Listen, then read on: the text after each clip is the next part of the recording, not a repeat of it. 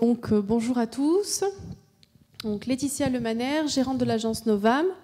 Je vais vous faire une présentation justement d'un parcours déjà de mon expérience qui m'amène aujourd'hui donc à vous parler justement de cette notion de savoir offert, donc le design pour valoriser. Donc mon parcours, est-ce que ça fonctionne? Oui. Ouais. Alors, juste voilà, pour vous présenter un peu, donc, je voulais vraiment démarrer justement mon intervention par rapport à mon expérience et mon parcours. J'ai un cursus très classique de designer, hein, j'ai un diplôme de concepteur designer produit, et j'ai démarré donc ma carrière dans une entité un peu particulière puisque j'ai intégré en fait un groupement d'entreprises spécialisé dans la sous-traitance en matériaux composites. Donc j'étais en création de poste. Et c'est vrai qu'il a fallu justement tout mettre en place dans cette structure, en sachant que j'entrais dans cette structure un peu par hasard. C'était histoire de dire d'amener peut-être une nouvelle compétence. Le gérant à cette époque-là s'était dit pourquoi pas, ça peut être intéressant. On travaille souvent avec des designers, donc pourquoi pas en intégrer un directement. Et donc à l'époque, il faut imaginer qu'en sortant justement de l'école, se retrouver dans la jungle justement de la sous-traitance, des ingénieurs, d'être orientés sur des process de fabrication, sur des gros projets, puisque essentiellement les matériaux composites sont utilisés pour l'aéronautique, pour des capotages machines ou autres. Donc il a fallu justement que je m'impose, que je sois présente et que surtout que je leur prouve que le design, c'est pas simplement aussi pour faire joli, pour bien vendre à d'autres clients, pour dire attendez, on a intégré un designer, c'est super, mais également pour leur montrer la plus-value et ce que ça pouvait vraiment leur apporter en misant justement sur le design. Donc je voulais justement vous montrer deux projets sur lequel j'ai pu justement travailler en interne, parce que j'ai travaillé énormément pendant cette expérience pour des projets, pour des clients, donc plutôt sur l'externe. Et en interne, j'ai surtout voulu travailler sur cette notion de valorisation du savoir-faire. Puisque pour moi, l'impératif, quand on est designer intégré à une société, c'est de valoriser justement la société pour laquelle on travaille. Et la société pour laquelle je travaillais, qui est le groupe Rexia, était spécialisée dans les matériaux composites. Donc, ce n'était pas forcément évident de valoriser justement des process de fabrication. Eux avaient l'habitude de plutôt avoir des plaquettes avec des termes très techniques, de plutôt parler de belles pièces, mais plutôt au niveau technique, que de justement d'essayer de valoriser ça sur d'autres critères. Et notamment apporter un peu du sens sur justement mon process de fabrication que je maîtrise, comment je peux en faire un élément qui prête du beau. On a travaillé sur une mallette pour les commerciaux, une mallette qui intégrait donc le carbone et qui intégrait tous les process de fabrication, un peu toute la chaîne de fabrication sur les matériaux composites. Donc vous avez notamment donc, cette mallette qui a été réalisée où justement on retrouve aussi l'intégration du logo avec une découpe au jet d'eau.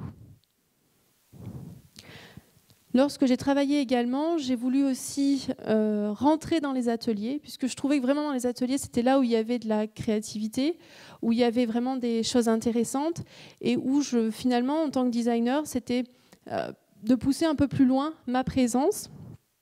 Et j'ai notamment travaillé directement sur les process de fabrication, et notamment sur le rendu matière en sortie de moule.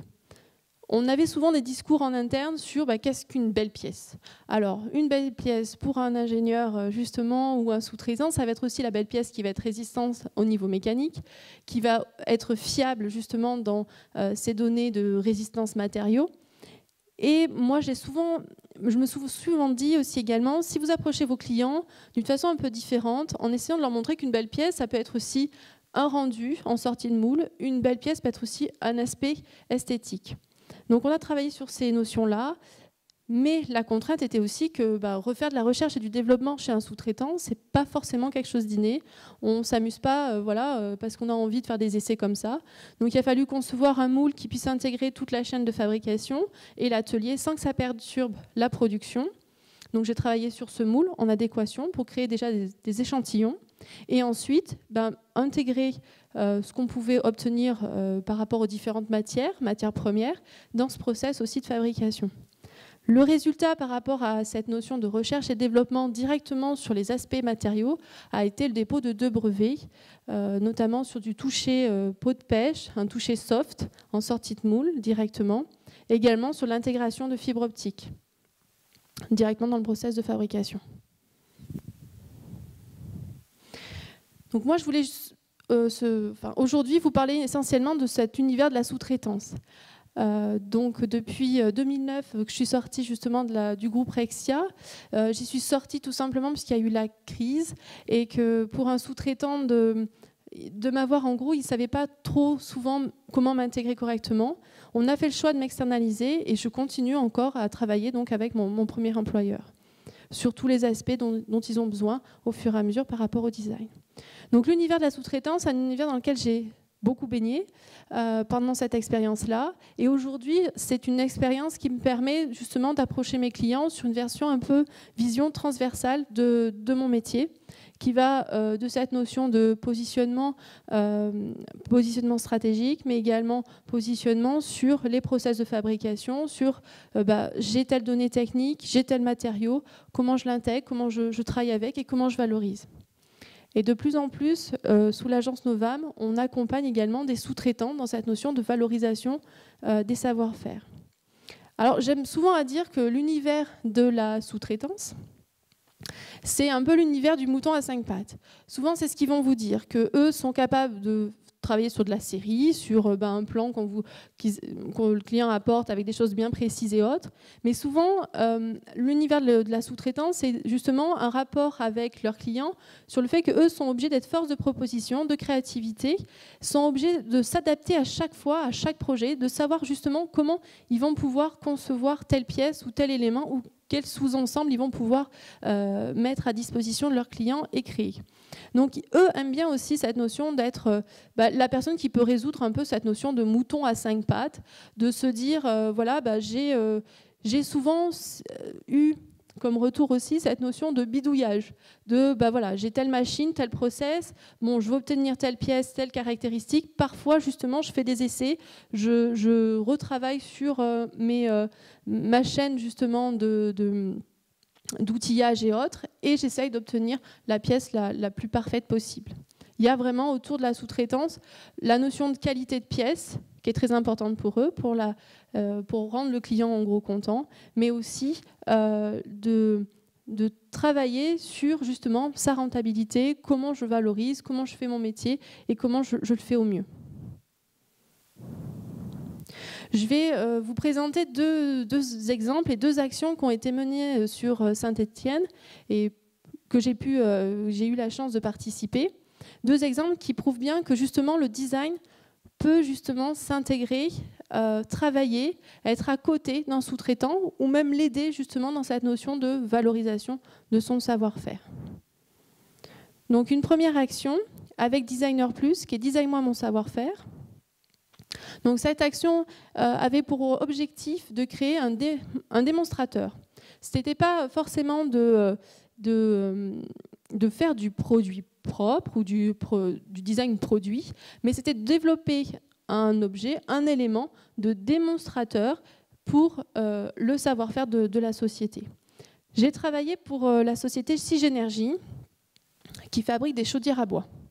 Alors, tout simplement, quand je suis arrivée, les premières remarques que j'ai eues des gérants, ça a été « oulala, notre atelier, c'est germinal. Prenez pas peur, on est vraiment dans un environnement qui est ancien. Le travail de la chaudronnerie, ce n'est pas forcément un travail, disons, sur de la haute technologie et autres. » Donc, ils étaient finalement peu fiers de leur atelier. Tout le travail a été justement de comprendre l'historique de la société, comprendre justement les différents métiers, hiérarchiser justement comment ça se passait à l'intérieur de cette société et de pouvoir trouver quel était le point le plus pertinent à mettre en valeur, quel était le point le plus stratégiquement parlant à valoriser. Eux avaient comme produit propre une chaudière qu'ils développaient sous leur marque. Et au lieu de faire le design de la machine, ça aurait pu être possible de faire totalement le design produit de cette machine, l'idée pour justement valoriser ce savoir-faire a été de créer une plaque constructeur, que cette fois-ci elle n'était pas cachée derrière la machine, mais elle était mise en valeur, elle créait justement du sens par rapport à la machine, elle mettait en valeur le logo. Et également, cette plaque constructeur est une plaque qui est faite avec en gros, les déchets de la chaîne de fabrication. Donc, ce qui permettait également de réutiliser le métal pour en faire une pièce à part entière. Donc il y a eu tout un positionnement sur justement la chaîne de fabrication, sur comment ils peuvent intégrer des nouvelles pièces à faire, comment justement ils pouvaient gérer leurs déchets et récupérer les pièces suffisantes pour construire cette plaque. Donc voilà. Le résultat a été en plus, à côté de ça, pour eux, la volonté du coup de retravailler aussi sur toute la partie communication, sur comment ils voyaient leur entreprise et comment ils avaient envie d'être perçus et vus, et justement de valoriser un des derniers fabricants de chaudières de la Loire. Donc on les a accompagnés sous l'agence Novam donc, sur la création d'un nouveau logo, mais également on leur a mis en place ce qu'on appelle une planche d'ambiance. C'est un univers dans lequel pourrait s'intégrer le sens, on va dire l'ambiance de la société. Donc c'est vraiment ce travail entre le confort par le feu, par le bois, donc ce qu'ils apportent à leurs clients au final, à l'utilisateur final, mais également qu'en amont, on a également ce travail sur la matière et cette valorisation. Je vais vous parler maintenant de la deuxième action, qui est l'action qui a été menée avec la Cité du Design, qui était donc design et sous-traitance. Le principe de design et sous-traitance, c'était la mise en place de cahiers des charges pour des entreprises qui souhaitaient justement faire appel à un designer. Ils ne savaient pas trop encore vers quoi ils allaient. Ils se posaient un peu des questions. Et c'était la possibilité justement de leur fournir donc au moins une vision d'un premier designer et de leur construire leur cahier des charges. Moi, je vais vous présenter l'exemple que j'ai eu avec la société Matra. Matra est une société donc, de tôlerie qui fait justement donc, des ensembles, et plutôt des ensembles complexes. Donc, quand on est venu les voir, pareil, ils se posaient un peu la question de se dire on trouvait l'action intéressante, mais en gros, qu'est-ce que vous allez bien pouvoir nous apporter? Donc, on a fait un peu l'analyse, le travail justement sur une visite des ateliers, voir un peu comment ils travaillaient, questionner le dirigeant sur son positionnement, sur ses envies, sur quoi il aime en général travailler, et le client et vers quoi il voudrait aller également.